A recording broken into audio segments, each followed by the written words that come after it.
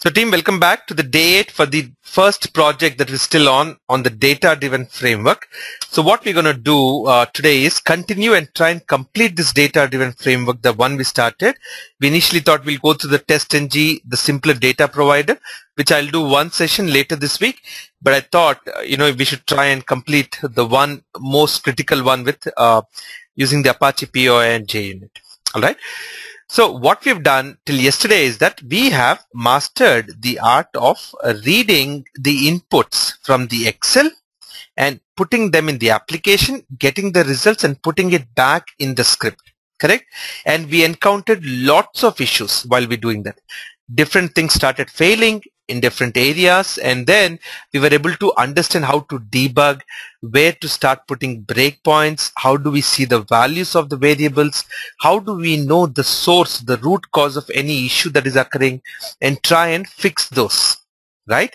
So that's what we focus towards completing. So I'm going to save this today as TDF1_5_6 now, okay, and complete this whole framework. Then I have a couple of important communications to make for everyone.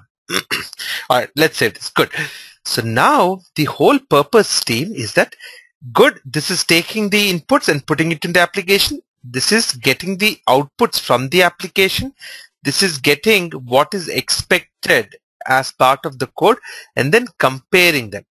Now what I want to do is I want to fill in the application results that we get in here, okay, and the overall result out here. What's my overall result? If this is as expected, if this is as expected, and this is as expected, then the test is pass. Even if one of them fails, then the result is failed. Are you getting what I'm saying? So there are three values that we're comparing. Where? Out here, okay? So if this is working correctly and this is working correctly and this is working correctly, then we will say that the whole test is a pass, or we're going to say the whole test is a fail. So what we will do first is the same array. How is this array right now?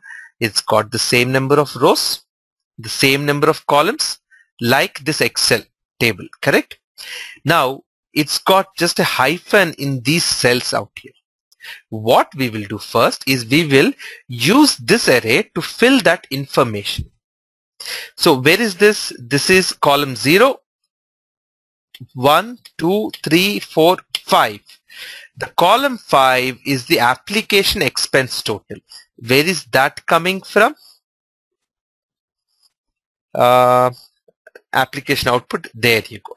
The VEXPTOT is the application expense total. So what I can do is, after I've done this, I will say that X data on the same row, okay, on the same row, but column 5, we're gonna say the value is VEXPTOT. What is this value, team? This is the value that is coming up as part of this app output method.